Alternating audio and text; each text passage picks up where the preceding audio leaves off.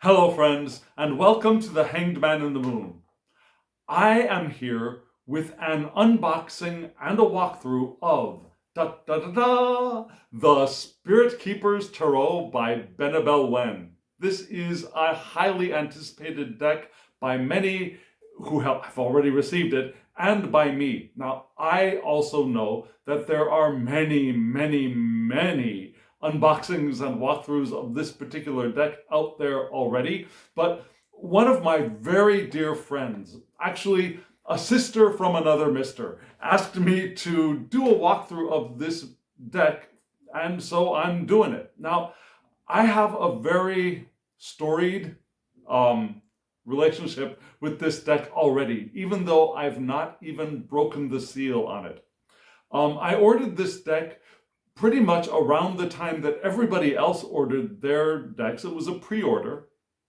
This is, by the way, in case you don't know, this is the Revelations edition, the third edition, which is color, more colored than the Vetruvian edition, which is a sepia tone, which I really want.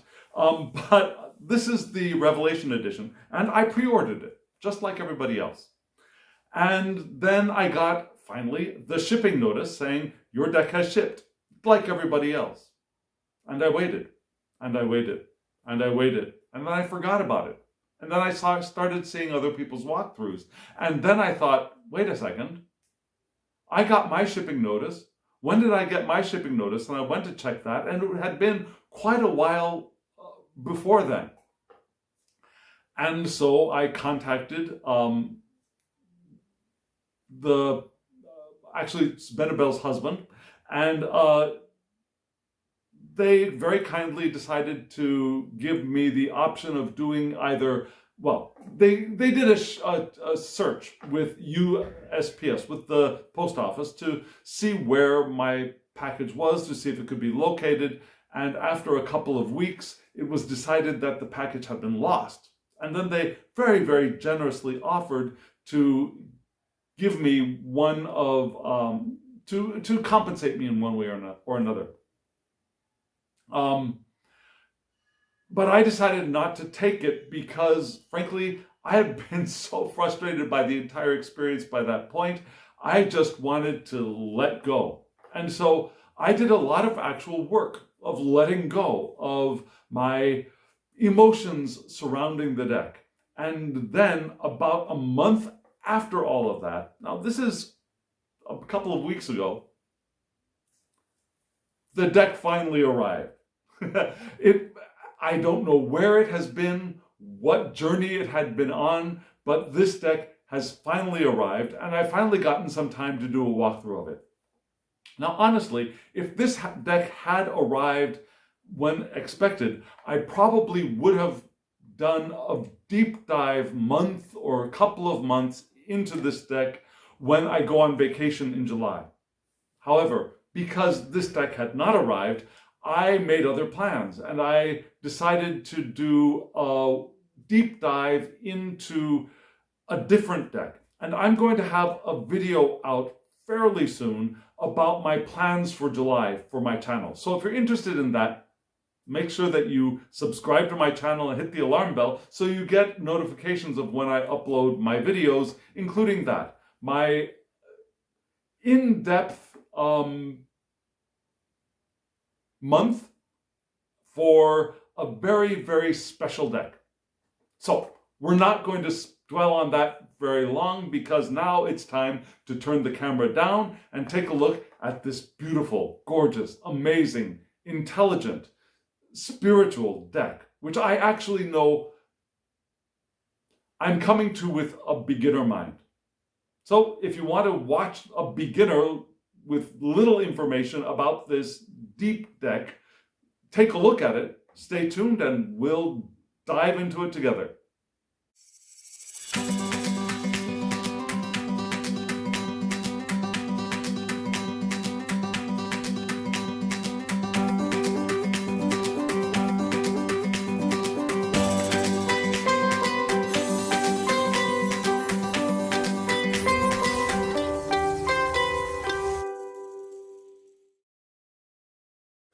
Welcome back. Now, what I have done is all I have done is I've made a little slit in the plastic so I can get the plastic off very quickly for us. But the deck came as such. There is a card here with Isis on it and hieroglyphics that I can't read on one side, and on the back it looks like Thoth to me. Thoth, Toth, Tot, you choose. And more hieroglyphics. So we've got a small card with 2 Egyptian deities on it, which is lovely. I love that. I will place it somewhere probably near my altar. And then we have the card, which is the authentication card, the certificate of authenticity. And I've got here number 1773 of 3507, an interesting number. Let me do that little total here for us. So 5 plus 7 is 12, plus 13, 14, 15, 5 and 1 is 6. Okay, 6 is a number, I guess. The interesting thing is here, 1773, that adds up to, let's see, 14, 15, 16, 17, 18, which is a nice number, but that adds up to 9, which is my birth number. Yahoo! So I was really happy to see this number here as well. Not my favorite number in the world. I mean, my favorite number in the world. I've got a couple of them. Actually, I've got 8 is one of my favorites. 12 is another favorite of mine. I actually like 13. But as far as tarot and that kind of thing, 9 is apparently my number for my birth year. So that was nicely aligned. Let's get right into the deck. The deck has a card pasted to it. We'll take that off later. And it says, sapere aude, dare to know, in Latin. I did look that up. I will confess right off the bat. I did look that up on the internet. So here I am. Whoa. Okay, so this came off much more easily than I thought it would.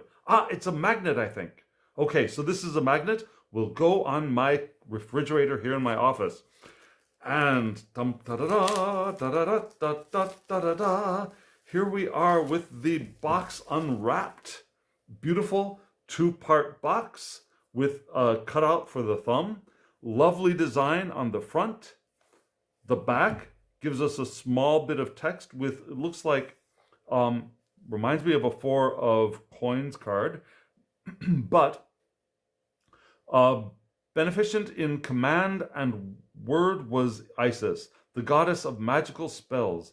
The company of gods rejoiced at the coming of Horus, the son of Osiris, the triumphant, whose heart was steadfast, son of Isis, heir of Osiris, Kefiri, creator of the gods. You are seated upon your throne, illuminating your mother Nut, bull of Amnet, Thoth, king of eternity. You are with me. My hair is the hair of Nut, goddess of the sky. My face is the face of Aten, disk of the sun. My eyes are the eyes of Hathor, goddess of joy. My ears are the ears of Wepwawet, god of war. May the eye of Horus protect me, keep me safely, and may my adversaries fall down headlong before me. Egyptian Book of the Dead. Okay, so there we go. Wonderful prayer here on the box itself. Opening it up, not too difficult. And the inside of the cover looks like that. Again, sapere aude, dare to know, right there, translated for us. Beautifully designed a box, yes? And let's see, let's take this out. The inside of the box, the bottom box. Tell me what it is you seek. I will show you the way. Lay your fears by my feet. I will dispel them. Name what afflicts you. I can heal it. Whatsoever you need, I shall provide. Here is your refuge. Here you will find sanctuary. So this box is wonderfully, wonderfully charmed, prayed over, and protected. Now, I remember these decks were supposed to be scented in a way. I it's been a long time. So possibly that could have diminished or dissipated. We've got a small book here, the Spirit Keeper's Tarot, little white book, the Revelation Edition, copyright 2021 by Benebell Wen. I've also got the download of the PDF for the Book of Maps, which is on my phone, which is what I'm recording with right now. So actually it's my tablet with which I am recording right now. So can't show you that here. But this little white book has, oh, it's color. I didn't expect that. Has an introduction. Let's see. Revelation Edition. The light work is done on paper and pen with ink illustration, then scanned and digitally colored. An explanation of how it goes or how it was created. The Keeper, the Magus, the Emperor, the Significator. So, okay, so it looks like there are no images inside of the main text of the book, which is fine. They've got the names of each card. Well, maybe, just a moment. Okay, yes, that's how it goes. So, for example, key 6, the Lovers, we have text about it. You are at the crossroads and your next step is to choose between the paths, a path of instant gratification and one of delayed gratification. So it's not a description of the card itself, but rather the meaning of the card. No keywords that are there are embedded in the text. And when we get to the minors, for example, the 3s are gathered together. And we have a page, about a page each. The 3 of Scepters, the 3 of Chalices, for example. 3 of Swords is very short. 3 of Orbs is a little bit longer. So we've got between a third of a page and a page for each of the cards in the Minor Arcana. Let's look at okay, so for the pages, similar. We've got a description of the page. We've got information about each of the pages, which is about a page long. So we go through all of the court cards, and then we get to what at the back? We get to a brief look at the I Ching trigrams. Okay, so let's see, 1, 2, 3, 4, 5, 6 hexagrams on the cards from what I recall, but in the main text, they are not referred to in the little white book. You need to go to the Book of Maps for that information, I'm sure. So, nice little handy reference, but I think the Book of Maps for this deck is going to be a requirement. Personally, that is my belief. And look at this beautiful image on the cover of the little white book, which is actually a little white book. Moving right along to the deck. There's a plastic band. Get that off of there. The deck is gilt. It's a gilded deck. It's a little bit a sharp gilding. I'm not sure how long that will last with use. We shall see. The cards are matte, and they're slippery. They're slippery enough to overhand beautifully, I believe. As far as size, I've got my Conrad Stain CS Tarot here, which is made by Make Playing Cards. My US Games cards are tucked away in another bag, so I'm pulling this one out for reference. These cards are just the same size as a standard US Games and Make Playing Cards tarot card. So the same size, and as far as thickness goes, they feel a little bit thicker, and yes, so they're thicker than a US Games, and they're even thicker than a Make Playing Cards deck, just a hair thicker. So what does that mean? Well, if you know card thicknesses, this is probably something like maybe 350, 330, 350, maybe, I'm not sure. But here we have it, the beautiful deck. This is what the back of the cards look like. The backs of the cards look like this. Beautiful. I love the color palette on this deck. I, again, really, really also want the Vetruvian Edition, which is only sepia tone, which I also love. But I'm excited about this. Let's flick the deck around and we will begin with the Initiate. Now, what I recall is there are 3 cards for the Initiate, which would otherwise be, I believe, the Fool. Let me see if I can lay them out for us here. Let me get them on the table. The Initiate, the Seeker, and the Keeper. So we have a choice of 3 different Fool cards. And they could be used as, one could be chosen as a significator if you want, and another could be placed in the deck, or one could be selected as a significator and put in the deck, and the other 2 could be removed. There are different ways you can use the significator and also Fool cards. Let's see, I just want to double check that there's not an additional Fool card at the back. No, there isn't. Okay, so yes, our choice. And what are the 3 choices? One is the Initiate, which has the Egg of Life, the cosmic egg with the serpent wrapped around it, and a fox very cleverly sleeping on the ground, and a very this looks like it's a Greek or perhaps even Crete style archway. This one here is, we've got a rose being either reached out for by one person and held by another. And this looks a little bit Southeast Asian Buddhist to me, but I'm not entirely certain. This reminds me a little bit, just a little bit, of some of the columns in like Angkor Wat, but I don't know that for sure. I need to look at the Book of Maps. And this also looks Southeast Asian to me, but I'm not certain about that either. We got 2 birds here. This is the Keeper, the Seeker, the Keeper. So we've got Initiate, the one who goes in, the Seeker, the one who's in and is learning, and then the Keeper, the one who has the knowledge and keeps the knowledge, right? Beautiful images, beautiful, beautiful images. And we've got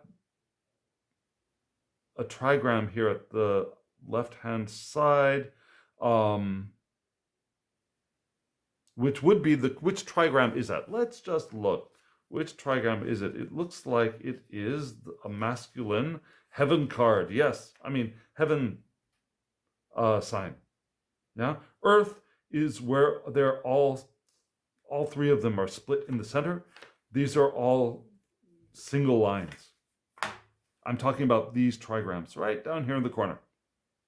Okay, so this is the Fool card. Spent a lot of time on the Fool card. Let's move on to the other cards. I'll flip them over to the back there for you. So this is the Magus. Magus is lovely, right? We've got Mercury up here. We've got alchemical symbols down there at the bottom. And we've got a snake here, an Ouroboros, right? Eating its own, well, is it its own body? Let's see. This green head, yeah, it looks like it goes into a purple body, which goes back into a green body. I don't know. It's very difficult to tell. Are these 2 different snakes, or is it one? I only see one head.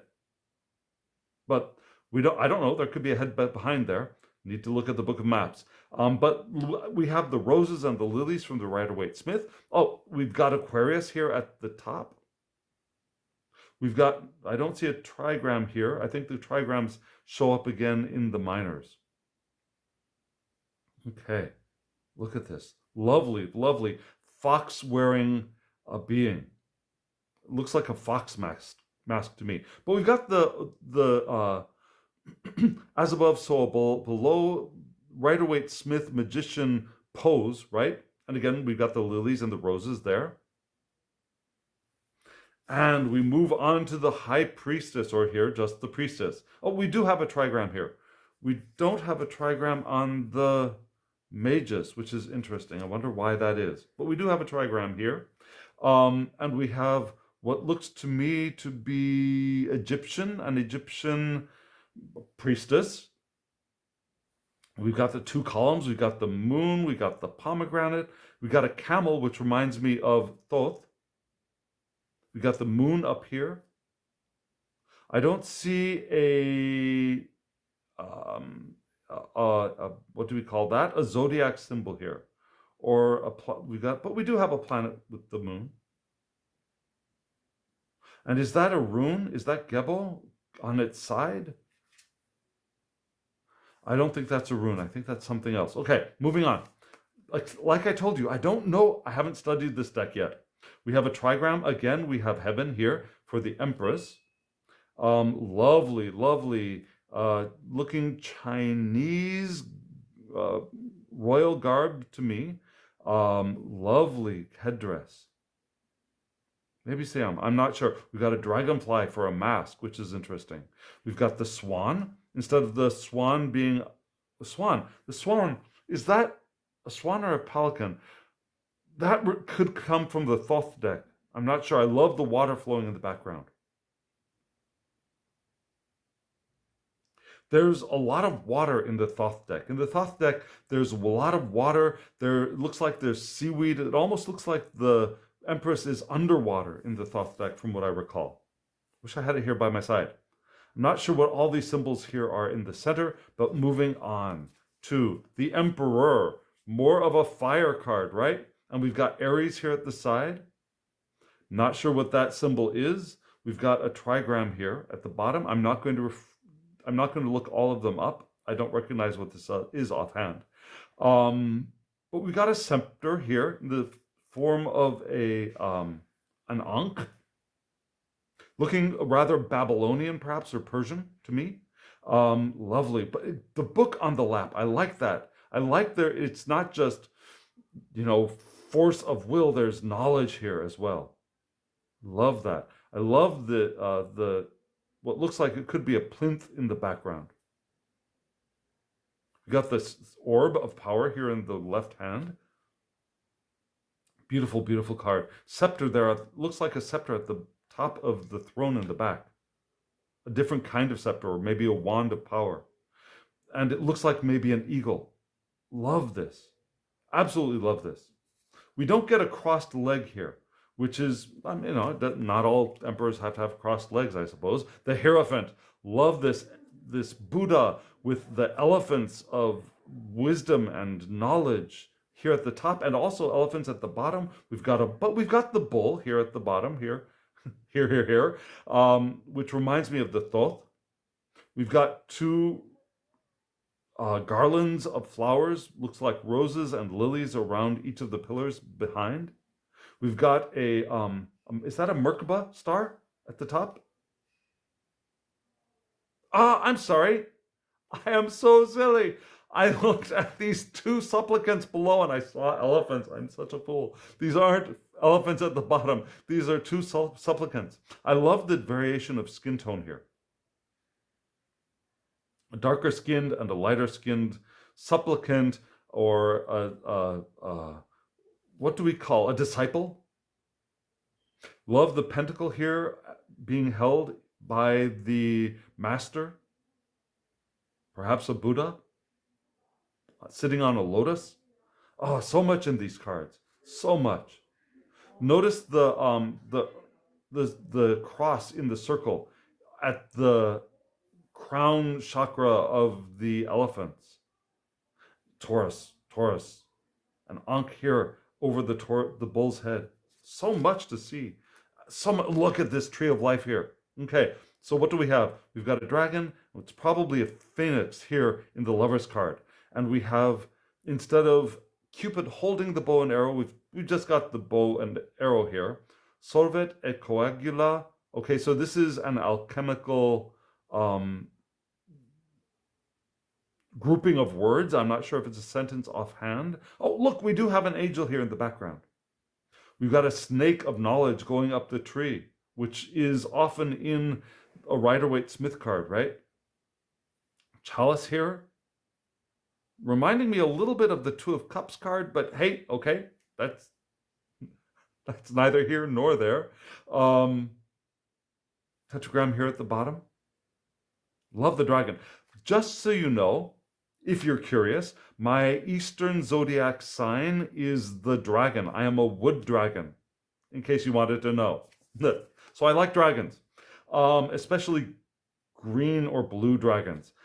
Here's the Chariot card. Lovely. We've got two sphinxes pulling the chariot. This chariot does seem to have wheels, which is nice. We do have the canopy over the very, to me, female presenting charioteer, which is fine. We got the armor on the shoulders of the charioteer. We've got a sword and a spear, and they're leaving a walled city. Beautiful, beautiful. I don't see eyes on this sphinx. I see eyes here, but I don't see eyes on this sphinx. I'm wondering if that means something. Love the shield here on the front of the chariot. Oh, lux et veritas. Light is truth. Okay, I'll buy that. Oh, Pisces. I'm sorry, Cancer. Cancer is the astrological symbol, and we're moving into mine. My Western symbol is Leo. And so this is actually the card I pulled for myself today. Strength or force in this card. Yeah, we've got the X in the circle over here. We don't have a trigram. We have that cross with the 4 dots, which I know means something, but I don't know it offhand. Notice this symbol on the very, very not so muscular lion. Interesting that this lion has so little musculature here in the backside. Very, very scrawny looking butt. Notice the 2 snakes, 2 interlinked Ouroboros, Ouroborae, not sure how that goes. Love the sun in the background, just radiating all over the sky. And it's interesting that the lion's paws have made such an impression on the ground already. I don't know, this lion looks like a cat that's been pulsing to me. Yeah, very, very happy cat. And okay, here we go to an African culture. Looks at tenebre. Light is tenebre. Oh gosh, I need to look that up. Oh, it's at the tip of my tongue, but it's not coming out. Okay, anyways, we have Venus. I'm sorry, not Venus. Virgo at the top. Venus. I don't know why, but I get those two confused from time to time, and I wish that Virgo's planet were Venus, but it's not. Here we have the trigram at the bottom. I love this bird at the top of this staff. I love that. I love the rings around the neck. Beautiful image. Love the glow from behind, this wisdom, the holiness of this figure radiating. Love that there's water here in the back. Don't often think of water in terms of the hermit or the erudite here, but it's a wonderful thing to have water there as well. I've got a lot of water in my chart, even though I am a Leo. And I'll tell you about that. Okay, Jupiter. And for the Wheel of Fortune, we've got all of the zodiac signs around here. We've got 1, 2, 3 sphinxes. Oh, 4 sphinxes. Okay. Kind of. But they're okay. Okay, just a moment. Let's see. Is one of them a bull and one of them a lion? No. Okay, I don't get that. I don't get that feeling here. We do get the 4 colors at the corners. Yeah, we got blue, yellow, pink, and green. I suppose this could be fire for fire. This would be earth. This would be water. And this would, I guess, be air. instead of having the 4 fixed signs around the corners, yeah, which would be the lion for Leo, the bull for Taurus, the eagle for Scorpio, and the human figure for Aquarius, which is air. Aquarius is air. Isn't that weird? And Scorpio is water. I know this because I am that. That's my rising sign. And we have the 3 alchemical symbols right here in the center. Mercury, salt, and mercury, salt, and sulfur. Da-da-da, I think that's right. If I'm wrong, let me know in the comments below. Chancellor. Okay, so here we go. The Chancellor. Look at this card.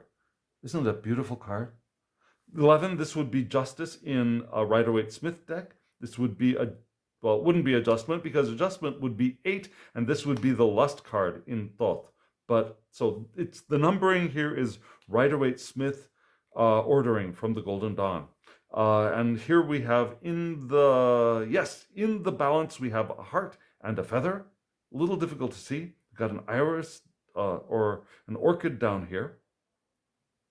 Interesting that the cloak goes up behind this blinded figures. Yeah, we have blind justice, right? The sword pointing up. We got the 2 pillars, and on each of the pillars, we've got a lily and a rose to show that balance. Almost looks like a snail down here or some kind of shell. Not really sure. Very interesting. And more water in the background. Is there water in the background of all of these cards? There could be water in all of these cards.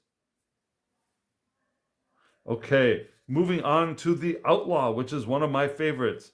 Now, I don't particularly like the word outlaw for the hanged person. Do utes coram Deo, heart of God's heart. Do utes coram Deo, the heart of God. I'm not sure what this means.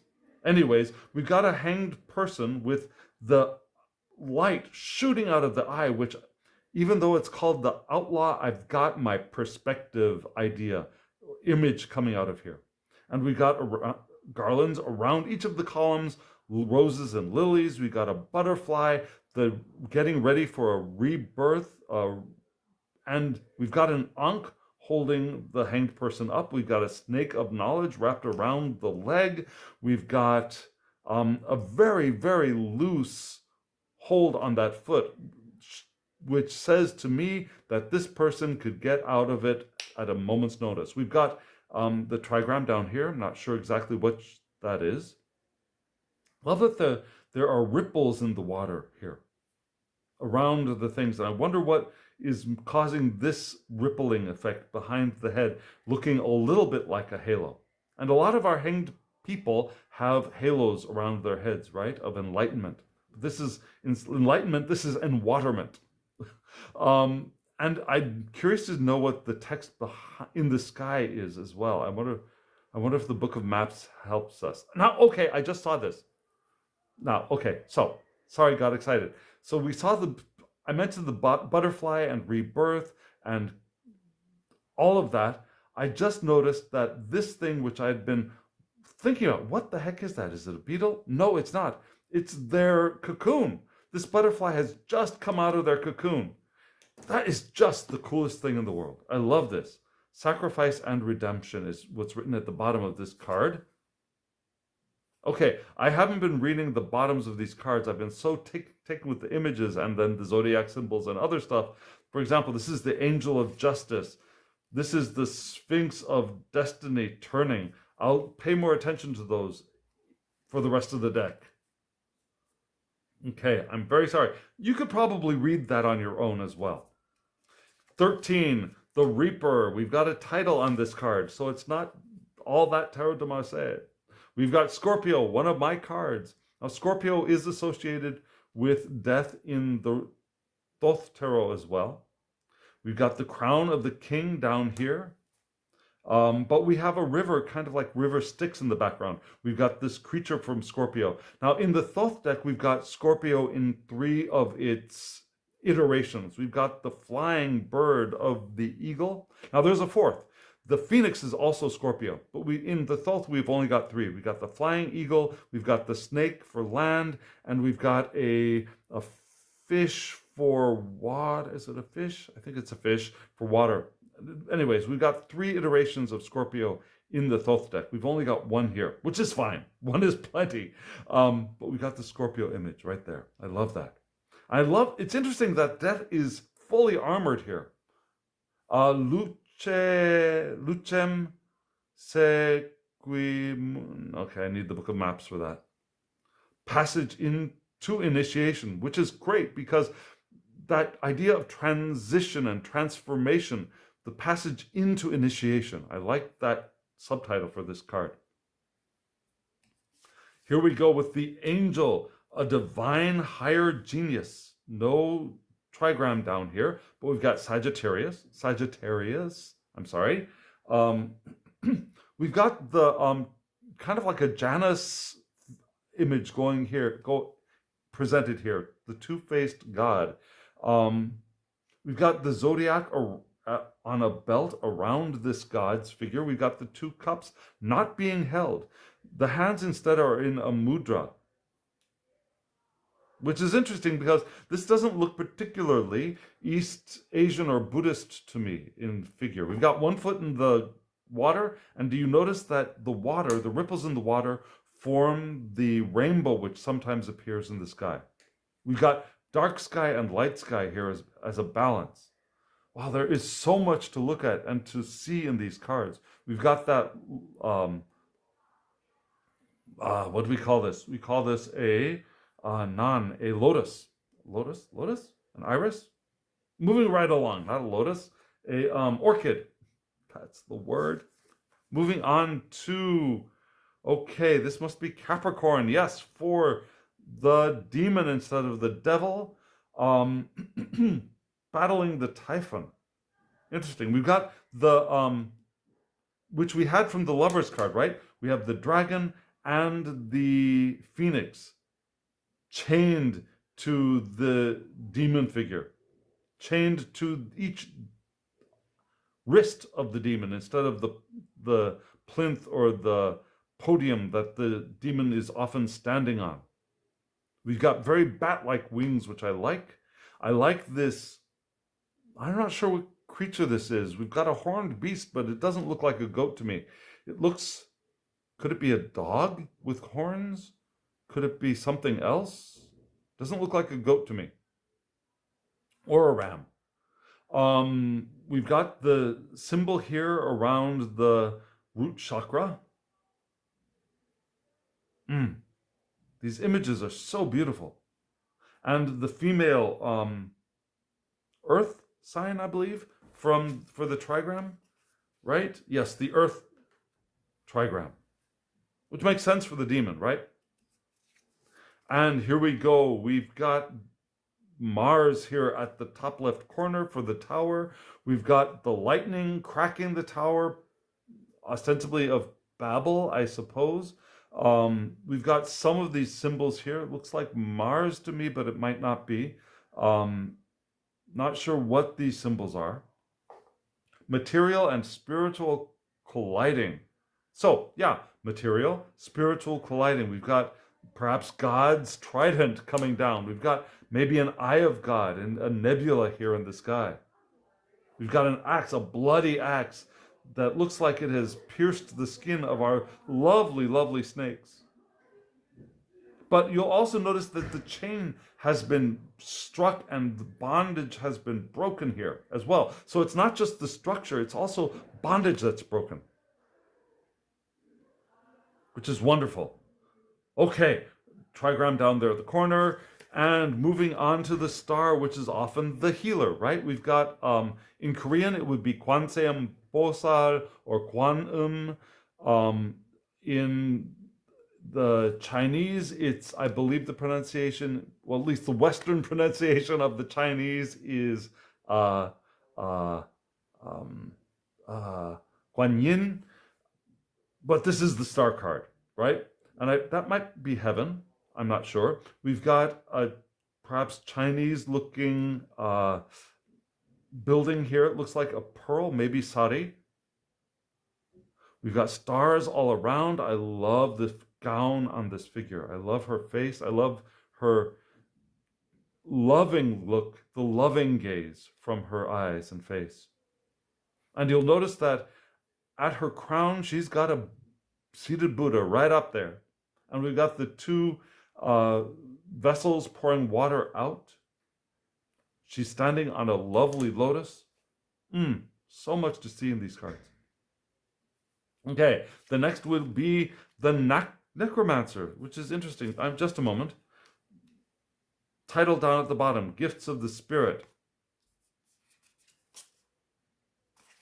Here, the title at the bottom of the Necromancer is Gateway of Resurrection, which is interesting because that's generally not the way I see the moon card. Yeah, the way I read the cards in progression is the star is our first relief, our first glimpse of hope from the tower experience. And the moon is not a plunge back into darkness. The moon is the gentle light, which prepares us for the next light of the sun. Yeah, we go from the star, which is a very, very small light, but the first glimmer of hope and first pointing towards our culmination in the world card, right? For me, the moon is lighter, brighter than the sun. I'm sorry, brighter than the star. And it's a gentler light and gives us a general perspective. It's not a harsh, clear perspective of the sun, but it's a gentle perspective, a comfortable perspective, and perhaps even a rejuvenative perspective.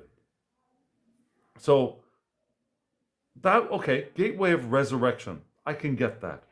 But the Necromancer seems a little bit harsh. It seems like a plunge back into death from which we need to rise, whereas I believe we've already risen we've begun the rise at the star card. But that's just my way of looking at it. And I'll need to look at the Book of Maps to get a clearer idea. We've got the balance idea here. Yeah, with the heart and the feather in the balance. We've got, I've forgotten who this is. It might be, it's not Horus. It's not Thoth. It might be, okay, I'm going to look. I'm going to look at this one for the Necromancer. What is the name of this very studly looking god? Let's see. This is key 18, the Necromancer, the Commons Guide to Seek Out. Pictured here is Anubis. There it is, Anubis. I knew that. Two different colored cats. We've got the light yellow cat and the purple darkness cat. We've got a scarab flying off into the sky. Beautiful, beautiful card. I love this card. And the warrior for the sun. Yeah, we've got a radiant celestial, I suppose, sun. Although we do have all of the zodiac around it and the 7 planets. Let's see. 1, 2, 3, 4, 5, 6, 7. Yes, the 7, I don't want to say traditional planets, but the 7 planets of the ancient Europeans. Lovely card. Master of the Mystic Light. And we got the mystic light radiating out there. Lovely. Love the wings on this very well-armored, angelic-looking figure. Beautiful card. And you notice that we see the sky. This is an interior. We've got an open roof here from which we see the sky, and in the sky we see more radiant beams. Lovely. Absolutely lovely. Don't see water here. Saw water in the Necromancer, saw water in the Healer. I don't see water right offhand in this card. Instead, I see this fire here. Okay, the Apocalypse, that's harsh. Last Judgment. I know a lot of people look at it that way, as the Last Judgment or Apocalypse. Personally, I do not see this that way. I don't see... Okay, it's not important for me to get into here. We do have the Tree of Life here, which is nice. Lovely. We've got 2 different birds wrapping their necks together around looking something like the staff of Mercury. We got columns. We do have water here in the background. We've got a trigram. I don't see a zodiac symbol here. Beautiful card, though. Absolutely beautiful card. And the world, new world order. And we do have the four either cherubim or the four evangelists or the four fixed signs or the four elements, the lion, the bull, the eagle, and the angel or Aquarius. Love the pelican here biting itself to feed its young down here at the bottom, which is also hinted at in the is it the Empress card or the High Priestess card in the Thoth? One of those two. But there is that belief, and the Christ, one of the Christ symbols in ancient times was the pelican, and this because the pelican, they believed, would bite it themselves and feed their young on their blood, which was the idea of Christ shedding the blood as a sacrifice for all of his children, which are us. Yeah. But this card is beautiful, absolutely beautiful. Love this cube there in the back, giving us the idea of stability. We've got the snakes wrapped around behind the bird. So much beauty in these cards. And what do we have next? Do we have the aces? I believe all of the aces and the threes and the twos, etc., are grouped together. I may be wrong, but let's find out for ourselves. Here we have Hallowed Flame, the Ace of Scepters, the Awakening. Lovely. Beautiful card. We got the scepter. We got the fire. This fire reminds me a little bit of the Thoth Ace of Wands. And we got the fire symbol up here. Okay, yes, the next ace is the Holy Grail. Ace of Chalices, the Purifying. We've got the bird rising up from the cup, which is a symbol in the Rider-Waite-Smith. We've got the symbol of water here. We've also got a fountain in the background. I love that with the lotuses. Lovely card. And next is the sacred sword, the sacred word. I'm sorry, not the sword, the word. Ace of Swords, the crowning. And we got the two different plants here. Often they're a bay and a laurel, but we've got a different set of cards of plants here. But we do have the crown and the sword piercing the crown. We've got words around it. T-A-R. Does it say tarot here? Torah. T-A. Okay, I don't see it. No, it's something else. This is something else. I was thinking of the Wheel of Fortune in the Rider-Waite-Smith card has tarot, Torah, Rota written around the rim of it, right? But that's not this. Notice the blood here, blood dripping down. Just saw that. Okay, moving on to the Bread of Life for the Ace of Orbs, the Deepening. Symbols are in the background. We've got 1, 2, 3, 4, 5, 6, a six-pointed star of two triangles interlocked in kind of similar to like a Mobius shape to me. And now the Mobius is actually a circular or a lemniscate that's wrapped around on itself. But these are triangles, right? Okay, moving to the Discerning One. Oh, lovely, lovely card. These are wands from Tibet. I've got one of these on my altar, and I sometimes meditate with.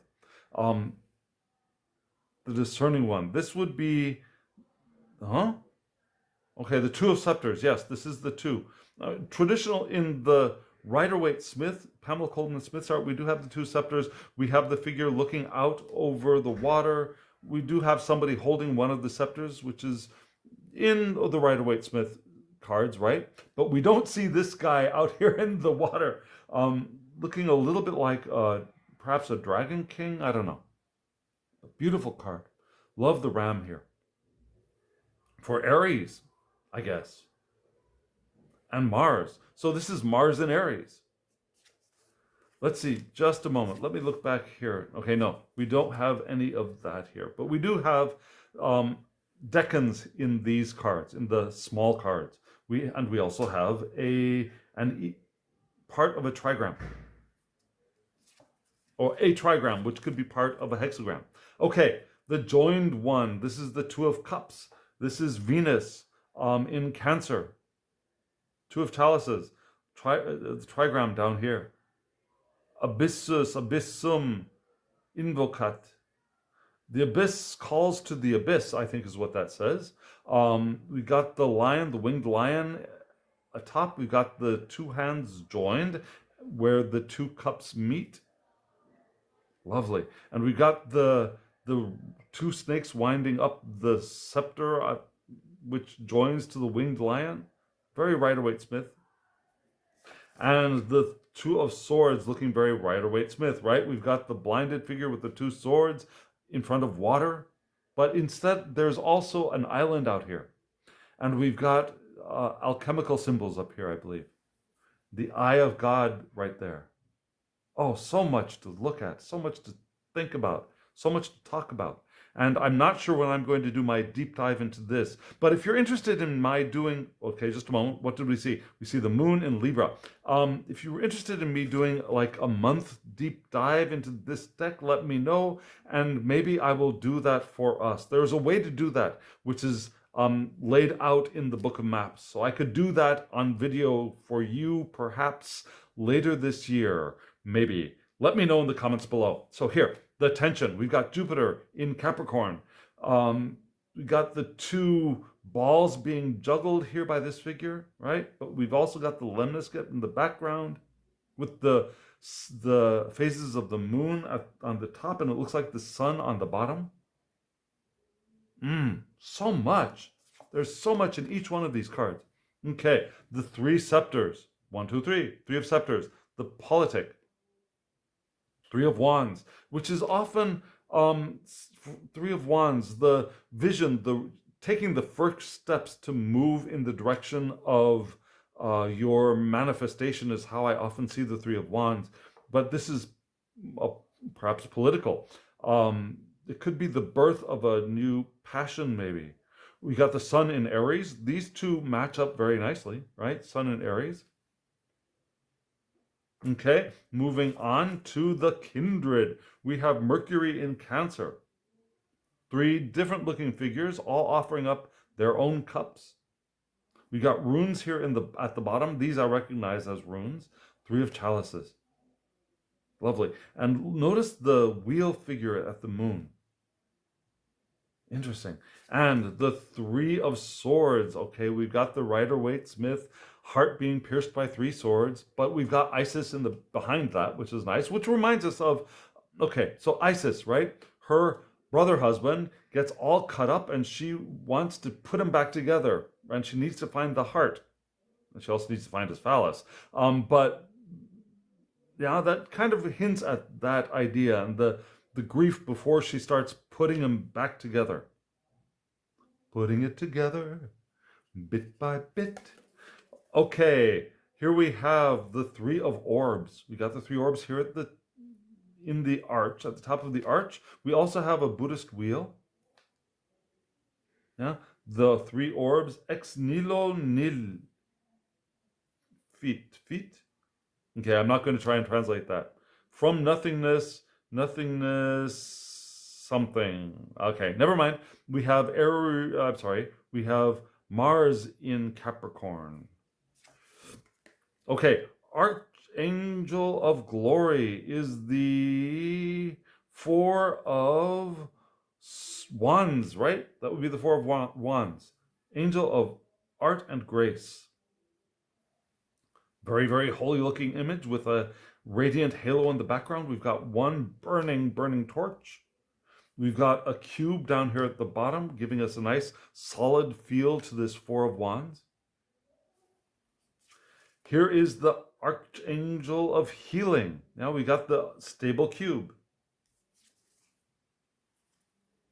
Okay, there are differences between these cubes, but there are also similarities. Yeah, this figure here in the center is the same. This is here, they're mirrored. So there are differences, but there are similarities. Are they all the same in just different order? Yes, it looks like they are all the same in different order. Okay, so need the book of maps for that. Lovely figure, looking rather Northern American native person. I'm not sure which culture that might be. Moving on to the Archangel Commander, the Angel of Storms and Battles. Sword right there, another radiant halo, looking a little bit like a Knight Templar to me. Okay, and here we have the Archangel of Mysteries for Earth for the Four of Coins. Now, looking a little bit, I'm not going to tell you whether that's Mayan or Incan or Aztec. Need to look at the book, but we've got maize, corn, now the root of life. Now, if it had been a 3, I would have said the 3 sisters, right? Would be corn, beans, and maize, beans, and there's one more crop, wheat maybe. I don't think it's wheat. It's corn, beans, and one more crop with the 3 sisters from ancient southern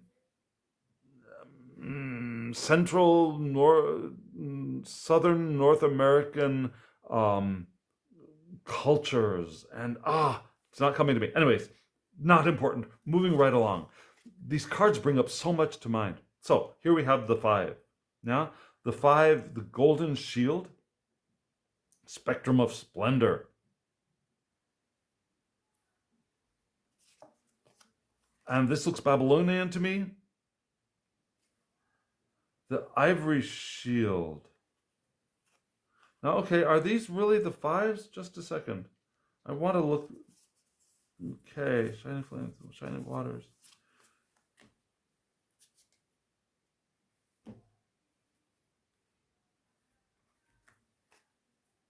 This is 10s. Now, just a second. Let me pause because I may have been lying to you. Just a second. I need to make sure that these cards are ordered the way they should.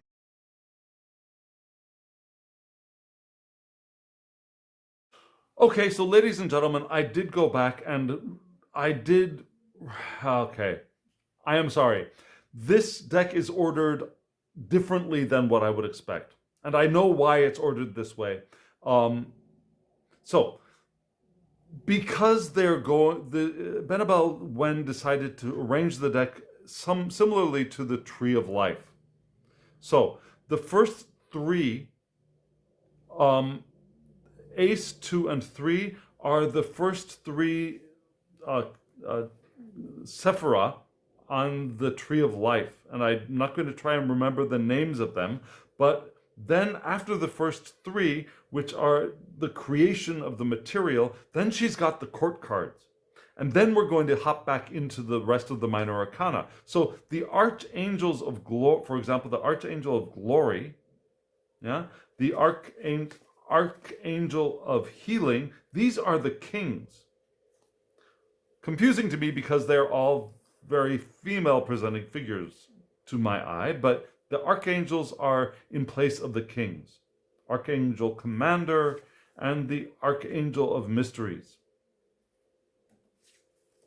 The Golden Shield, the shields represent the replacement for the queens. And the queens, some of them are male presenting, some of them are female presenting, which is cool because, I'm sorry, all of the kings look very female presenting. And one of the reasons I hesitated to buy this deck, frankly, was because it is so heavily, to my eye, very heavily female oriented. Not feminine, but female. The female presenting figures in so many of the cards. And I prefer to have a balance of male presenting and female presenting figures. So I hesitated for several days before deciding to purchase this deck. A long time ago. This was back in December of about a year and a half ago or more. But I decided to get the deck after discussing it with the friend who, my sister from another mister, who suggested that I do this walkthrough. She was the one who I talked to, and I decided to purchase this deck. So this walkthrough is for you, and the reason I've got this deck is primarily because of you, and I'm very, very happy I have this deck. But I will say that I would personally prefer to have more balance of gender presentation. Not gender presentation, but sex presentation, because I don't think gender is actually a thing. That's an entirely different subject. I don't think gender is the thing, but sex, the body, male body, female body, intersex body, transgendered body, those are things because they are material things, right? So, and I prefer to see more of a balance between those two presentations. But anyways, I still love this deck, and that's why I'm spending so much time with this. The Golden Shield. So this is what would be the Queen of Wands. And here we have the Ivory Shield, which would otherwise be the Queen of Cups. And we've got the fountain in the background. We've got daisies maybe around. Now we've got a Celtic symbol here. Just Galliot. Oh, a Celtic knot. And this this would be the Queen of Swords. Yeah. Male presenting. Northern, perhaps Aztec. It looks Aztec to me, but correct me if I'm wrong. Figure. And then the Queen of Pentacles or Earth, the Ebony Shield. Sanctum of Treasures. Now the knights are also mixed, I recall. Yeah. The Shining Flame. This is the knight of the deck. Now the Shining Flame, Embers of the Salamander. This would be the Knight of Wands. And we've got a winged horse. We've got a flame there in the background. We've got this lovely dragon down here at the bottom. Love this image. Love the image. Love the cultural diversity in this deck. And here we have the Shining Waters, which would be a Knight of Cups. Very female presenting form to me. Here we have the Shining Gale, the Knight of Swords. Yeah, very Chinese looking figure. Love the fairy goddess here in the sky. Lovely, lovely, lovely.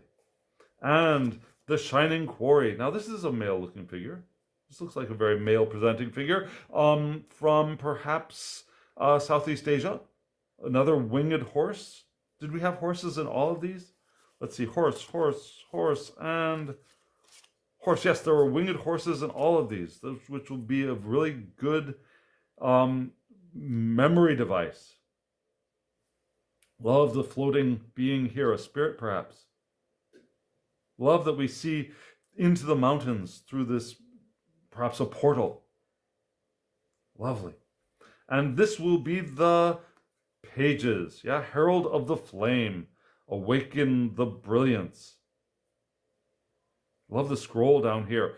Now, the Page of Wands, I don't usually think of as the studious one so much, but it could work. Love that the sliding door here is open, cracked open, ready to go out or come in. Maybe they just arrived. Herald of Waters. Okay, we got the scroll here too. So that's right. I'm so sorry. Dun, dun, dun. He wakes up. The pages in for a lot of us are also messengers, right? So to remember that this is a messenger, we've got a scroll. I just got that. So we've got the fish coming out of the cup for the Page of Cups. Wonderful. Standing in the water. Arising from their suit. Here we have the Herald or the Page of Swords. Scroll down there at the bottom. Looking a little bit, maybe, perhaps Romani, I'm not sure. Interesting. Lovely, lovely. And the Page or Herald of Earth. Scroll down there at the bottom. Love the orb floating in this mist of maybe dry ice. Love the nebula out there in the heavens as well.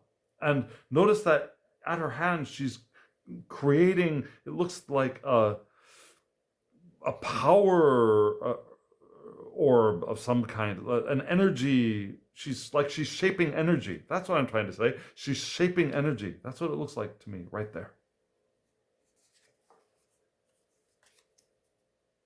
Which almost echoes what I would think of for the Page of Wands, frankly. But we've got it here in the Herald or the Page of Earth. Now here we go into the fours. There we go. Here is the Four of Scepters, looking a little Thoth to me, which I like. And we got the two different garlands of lilies and roses, two figures coming out. Perhaps it could be a wedding, the demiurge. And we have here Venus in Aries. Venus and Aries, a good balance. Now they're a little bit contrary, but they can also balance each other, right? In an yang, yin yang. Here we have the Four of Chalices. Looking a little Rider-Waite-Smith. Yeah, we got the meditator here at the bottom of the tree. We got three chalices there. We got one being offered by a spiritual looking hand. We got a Scorpio image at the top, which is interesting because this is the moon in Cancer. And here we go with Jupiter in Libra, the Four of Swords. We got the Knight on the bier, maybe. We have not the beer like something you drink, but like a funeral beer, or inside of a mausoleum. Looking Greek, right? A Greek helmet, a Greek goddess with a Greek urn of oil, perhaps, with a figure on the urn of maybe, I'm not sure who that goddess is offhand. Could be a god, I'm not sure. Anyways, we got the three swords hanging up. We got one sword below, just like in the Rider-Waite-Smith, Pamela Coleman Smith artwork. Here we have the Four of Coin, in the pose of Pamela Coleman Smith's greedy person on the castle top, right? But instead we've got a ram. We've got the sun in Capricorn ram. We've got a lovely fresco, perhaps at the top on the ceiling, in the ceiling. We got these cubes here at the corners for the four elements. Yeah, earth. This looks like it's air. This looks like it's water, and this looks like it's fire. So the order is a little bit odd, but they're there.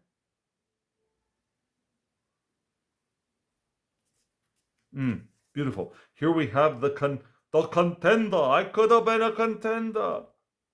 Going all rocky on you. Just a moment. Here we got the Five of Scepters. Yeah, competition, right?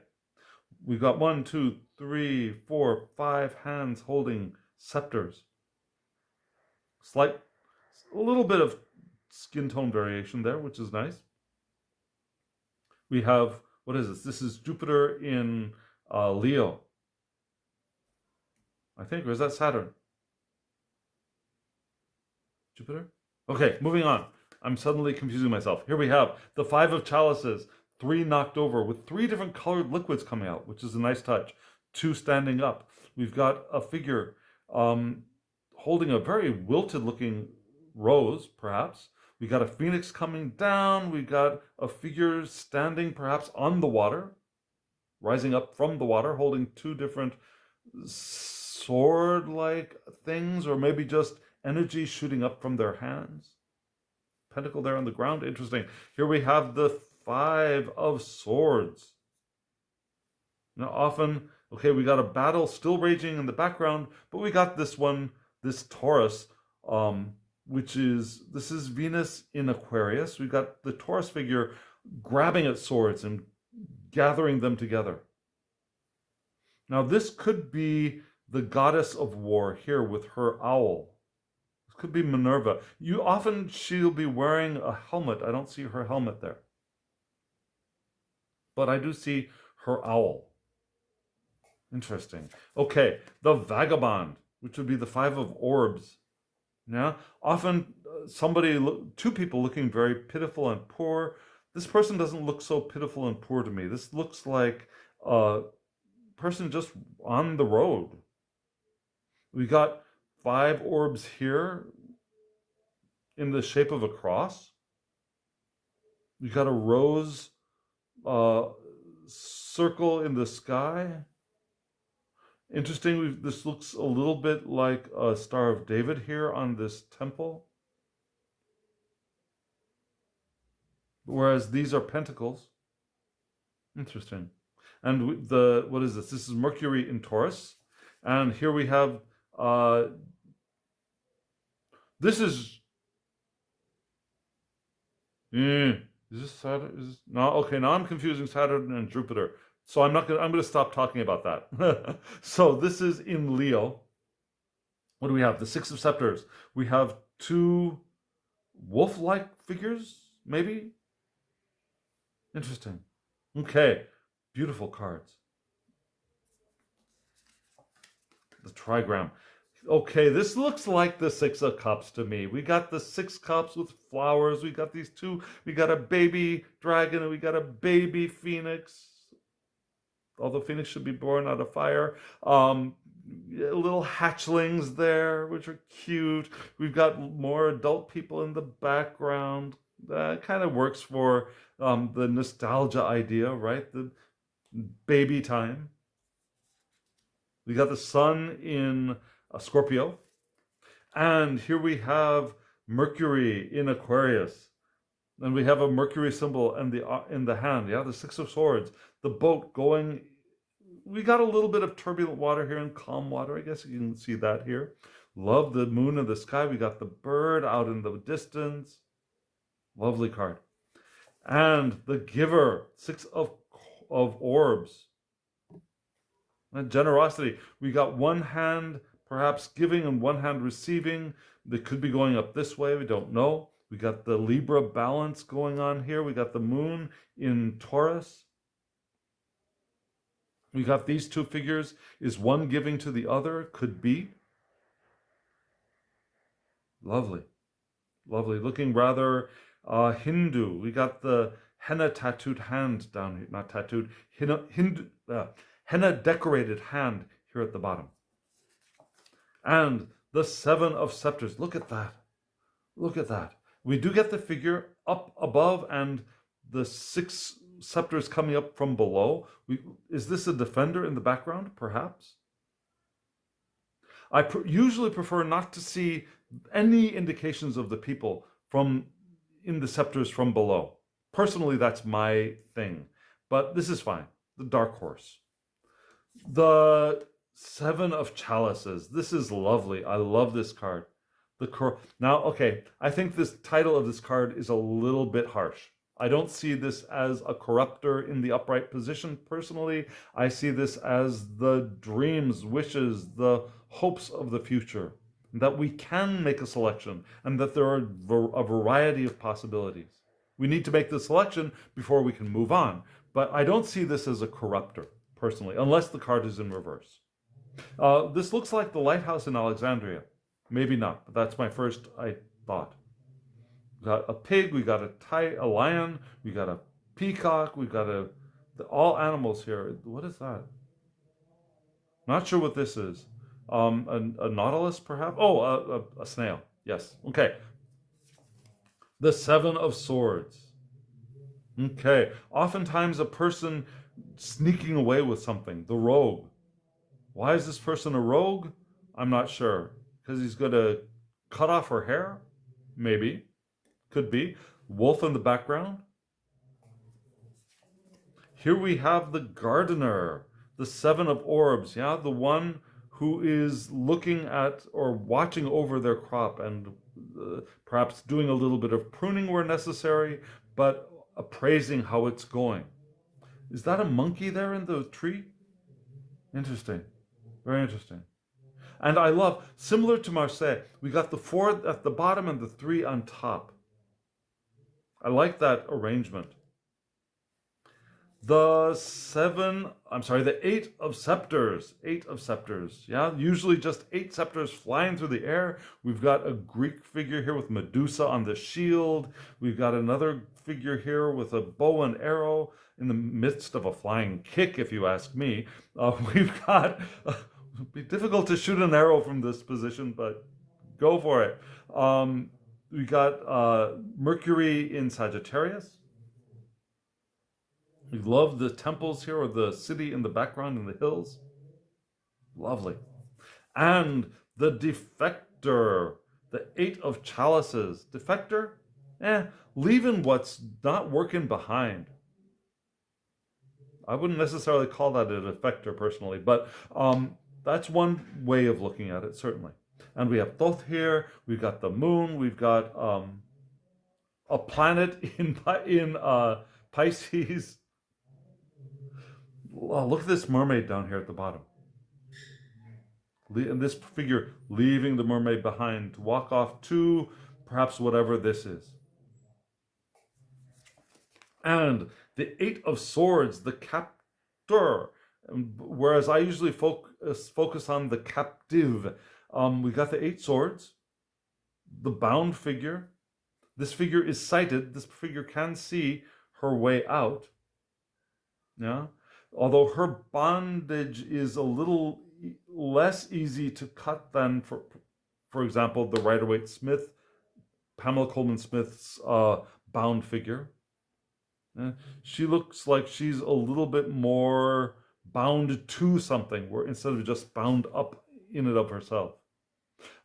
This sun or moon, it looks like a moon in eclipse. It looks like, again, we've got a lighthouse here in the background. Maybe this is Alexandria. I don't know. And we've got, I think that's Jupiter and Pisces, but here we go. The journeyman, 8 of orbs. Now the craft worker in maybe an Aztec situation, in situ, in Aztec situation, an Aztec culture. 2 figures here, both female looking, well, 3 figures actually, but these 2 look more like gods, and this figure looks more human to me. Interesting. 1, 2, 3, 4, 5, 6, 7, 8. So holding one forming orb, the other orbs seem more formed, more solid. And there's this one really, really solid orb on the scepter with the snakes climbing up. These 2 snakes are very, very well represented in this deck, right? The 9 of scepters. Now the 9 of wands. We've got the figure still standing, looking a little bit beaten down. We've got, this poor wolf looks like it's howling. In front of a grouping of temples, perhaps a city. The pugilist. Pugilist is usually a boxer, right? Is this person a boxer? Interesting. Okay. The moon in Sagittarius. And here we have a planet in Pisces. This is the wish granted card, the 9 of chalices. Now, I know that the wish granted, this card is seen as the wish granted card by many, many people. To me, not so much. I think of this as satisfaction personally, but I will read it as I will read it in this deck. Notice that we've got hexagrams in each of these cups, right? 1, 2, 3, 4, 5, 6, 7, 8, 9. There are 12, I'm sorry, not hexagrams, tetragrams. How many tetragrams are there? I thought there were only 6. Just a moment. How many tetragrams are there? There are 1, 2, 3, 4, 5, 6, 7, 8. There are 8 tetragrams. So there are 9. And then there's this extra symbol here. Okay, got it. Got it. Interesting. 3-headed goddess. Or maybe 3 different goddesses, perhaps. Yeah, we see different colored arms, so yeah, probably 3 different beings. Okay, moving on. The haunt, the 9 of swords, often the nightmare card, right? We got this figure in the bed, as usual. We got the zodiac and planets here on the bedspread, as usual. We got the swords up here, mostly on the wall, as usual, although there are 2 swords here at the bottom. And there's a figure coming in from another room, but there's like a nightmare minotaur kind of shape here in shadow. So interesting. The haunt. And here we have Mars in Gemini. And here we have with Venus in Virgo, the 9 of orbs, which is usually a different kind of satisfaction. We usually have a female presenting figure in Pamela Coleman Smith's art in the middle of her garden with her bird on her hand, her falcon perhaps. Here we have a large goddess-looking figure here, and we have generations perhaps, or different women living their lives here on their land. Beautifully done. Beautifully done. And notice the color in the sky as well. Okay, are these peppers? They could be peppers. I love peppers. Okay, and the burdened one, the 10 of scepters. Love this. Look at the different colored hands. They have the fire, water. Two different hands down here, looking like Atlas, holding up the entire universe, right? For the 10 of scepters. Quite a burden. And this is a planet in Sagittarius. And here we have Mars in Pisces, the 10 of chalices. Love this figure here. Looking a little bit like Guan Yin, but maybe not. It looks like a Chinese bosal. And we've got 9 cups in the sky, and one huge cup right here with the family. We got the father presenting, mother presenting, children presenting figures here. Their house, their tower. Got it all. Rainbow in the sky. And the sun in Pisces, the sun in Gemini. The destroyer, the 10 of swords. And we got the figure lying down with the swords stuck in them. Not all of them, though. There are some swords here. And then we have a figure of mercy right behind them. So, ready for a resurrection, if you ask me. 2 Typhon-looking drums on the sides. Now, is this figure's arm going all the way around like that? It's a very odd position. And we've got a mudra on the hand here, which is interesting. Love the snake going up the sword. And the 10 of orbs. Look at that. We've got the tree of life figured here. We've got looking like 2 different generations, perhaps a father and a son, maybe. Or at least a mentor and a mentee, maybe. We've got the sun and the moon in the morning. We've got the sun in the morning and the moon at night. Lovely Babylonian looking image. So beautiful. Okay, so ladies and gentlemen, let me do this. I'm going to shuffle. I'm going to pull a card for us. So here we go. Let's see how well this beautiful, beautiful deck shuffles. I'll do 2 overhands and 3 riffle shuffles. So what is a good message for us for today from this deck? Overhand is wonderful. This overhand shuffles beautifully. Let's see how well it riffles. Okay, so they're a little stiff. Oh, but it bridges nicely. So with a little bit of breaking in, this is going to riffle, shuffle wonderfully, wonderfully. Look at this. Watch. Look at that. Isn't that lovely? Now let's see if I can, well, I've kind of gotten my hands out of position to bridge well. But still it bridged okay. Last one. Last riffle.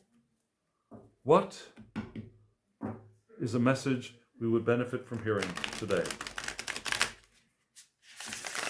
Oh, that's so lovely. Oh, these cards shuffle like a dream. Okay. What is a message we would benefit from hearing today? Be interesting if we got 9, the Hermit.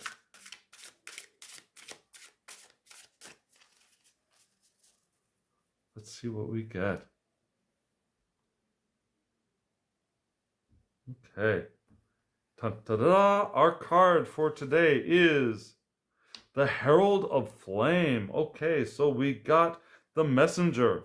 And because it's a messenger, I will pull a second card.